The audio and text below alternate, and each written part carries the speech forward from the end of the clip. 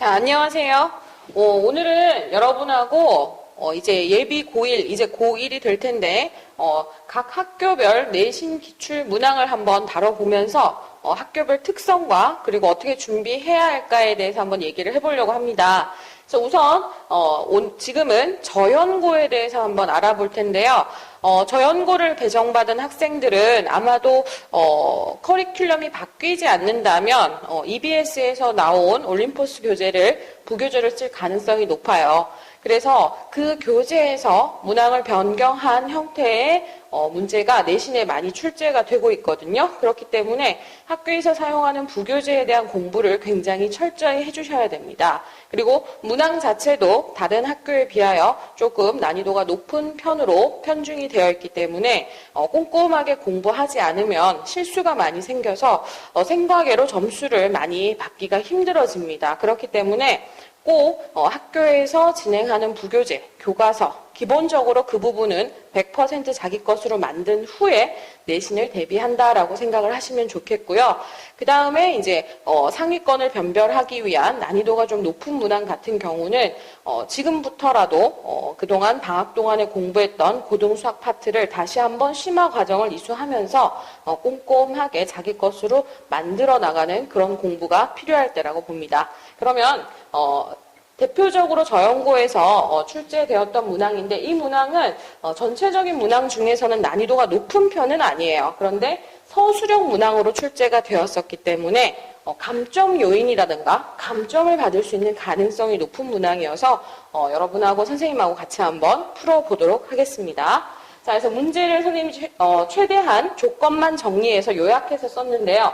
최고차항의 개수가 1인 다항식 fx가 fx 3승과 x 3승 f의 x제곱이 같은 차수를 지니게 된다라고 얘기를 했습니다. 그럼 여기서는 뭘 뽑아내야겠다?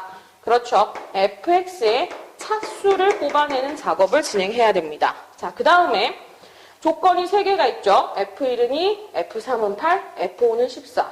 그렇다면 이제 단순하게 생각을 하면 차수가 나오면 예를 들어 뭐 2차가 나오든 3차가 나오든 나오면 대입하면 되겠네. 그렇게 생각할 수 있겠죠. 그죠? 물론 그렇게 해도 답이 나올 수는 있겠지만 조금 있다가 좀 다른 방법을 한번 생각을 같이 해보겠습니다. 자, 그 다음에 fx를 구하면 얘로 나눠서 나머지가 나올 것이다.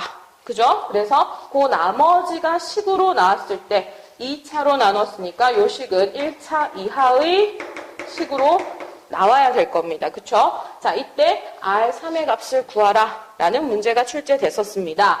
자, 그러면 하나하나 다시 짚어보도록 하겠습니다.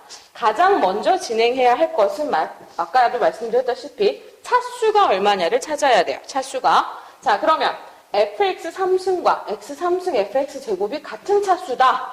막 이렇게 하면 막 이거를 나와가지고 대입을 해가지고 해야겠다라고 생각할 텐데 일단 우리가 fx를 n차 다항식, n이 누군지 모르겠지만 다항식이기 때문에 자연수겠죠. 자연수입니다. 자, 그때 f의 x 3승 그러면 최고차항이 개수가 1이기 때문에 fx는 어떻게 시작을 합니까?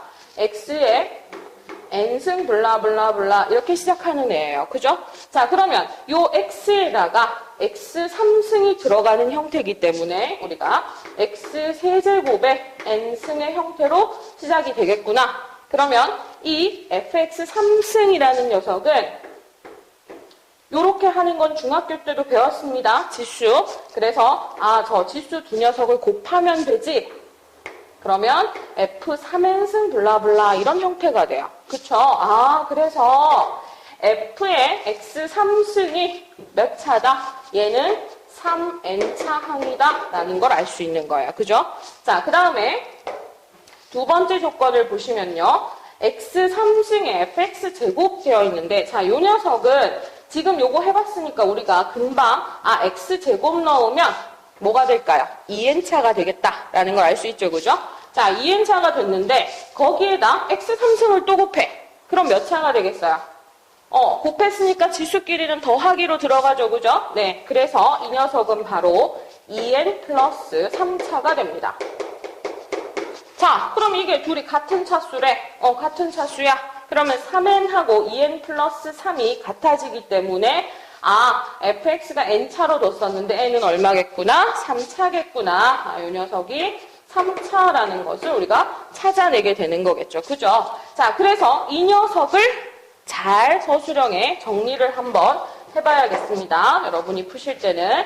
자, 이 녀석을 n차로 뒀을 때, x 3승이 3n차고, 이렇게 된다라는 걸 풀어서 쓰셔야 돼요. 선생님은 지금 자리가 좁은 관계로 여기까지는 간단하게 설명을 마쳤습니다. 자, 그 다음, fx가 3차라는 걸 알았으니까, 이제 이 조건을 사용해야겠다. 그러면, 이렇게 시작하는 친구가 있어요.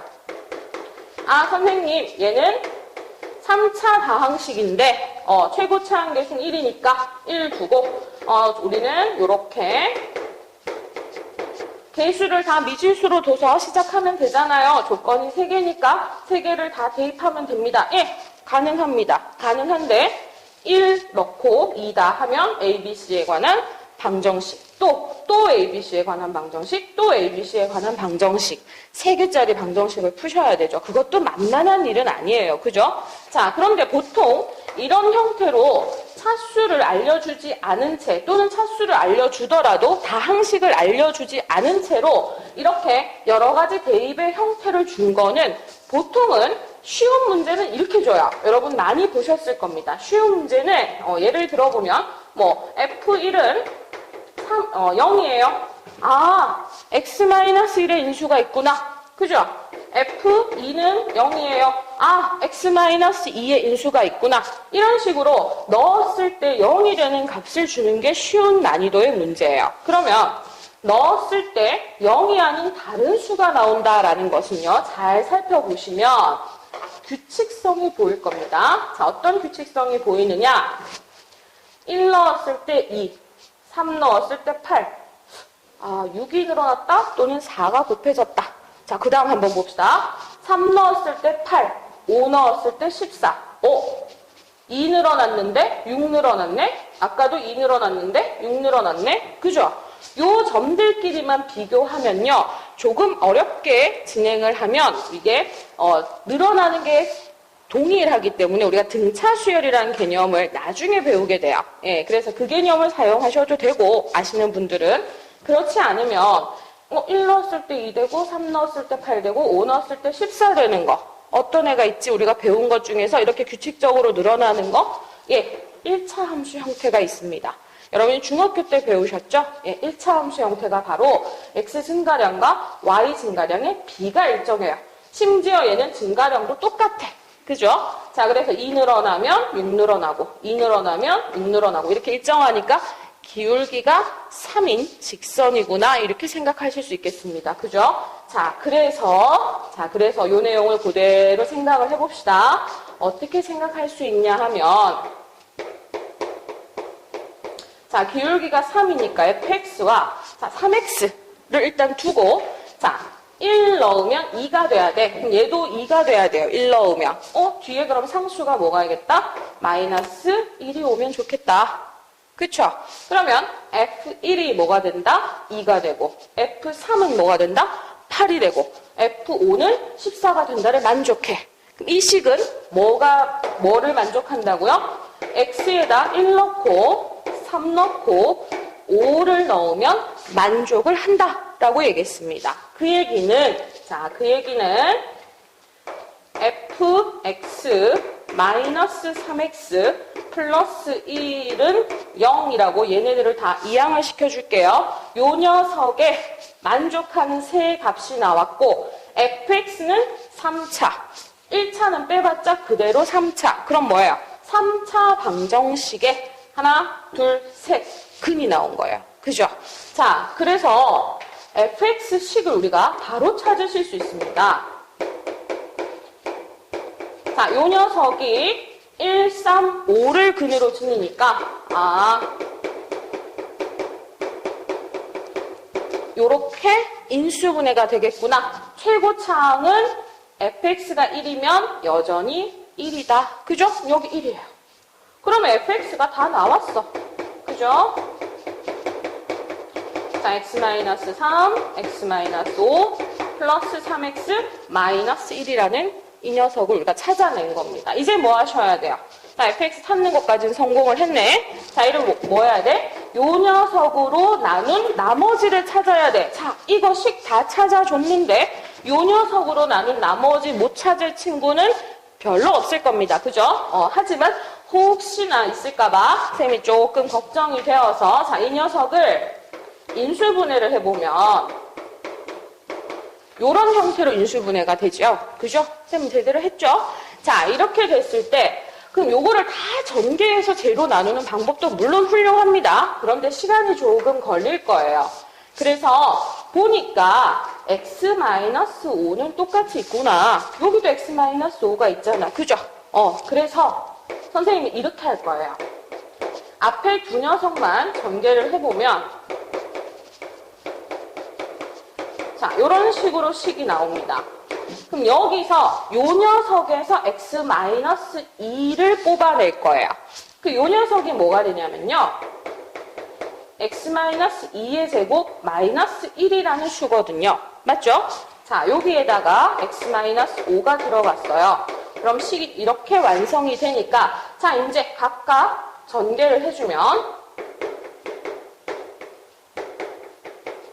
자, 이렇게 되고요. 마이너스를 분배, 마이너스 x 플러스 5에 플러스 3x 마이너스 1 이렇게 되니까 요 녀석이 자, 어떻게 되겠습니까? 여기까지는 똑같고요. 뭐가 됩니까? 플러스 2x 플러스 4가 됩니다. 그죠? 자, 이렇게 되면 요게 뭐야? 우리가 찾은 rx예요. 왜? x-2, x-5로 나눴을 때 몫이 하나 더 있는 x-2이고 나머지 1차 형태로 찾아졌습니다. 그쵸? 자, 그래서 요 녀석이 rx니까 이제 여기다가 3만 넣으시면 되겠어요. 됐습니까? 자, 그래서 답이 얼마예요? 그러면 10이 되겠네요. 그죠? 자, 그래서 저연금 문제 같은 경우는 과정이 꽤 길었죠? 선생님이 설명하느라 조금 더 길게 시간이 걸린 것도 있지만 복합적인 형태의 이런 서술형 문항 문제들이 출제가 많이 됩니다. 이거는 다항식에서 항등식과 나머지 정리 파트도 당연히 들어가고 그 다음에 방정식의 개념에 관한 내용도 들어갔어요. 그늘 보고 방정식을 유추해내는 거. 그죠? 그래서 여러 가지 형태의 복합적인 개념들을 잘 사용할 수 있게 되셔야 좋은 성적을 거둘 수 있는 학교이기 때문에 저연고에 배정받으신 학생들은 심화 내용이라든가 개념을 탄탄히 하는 데 있어서 절대로 소홀함이 없으셔야 할 것 같습니다.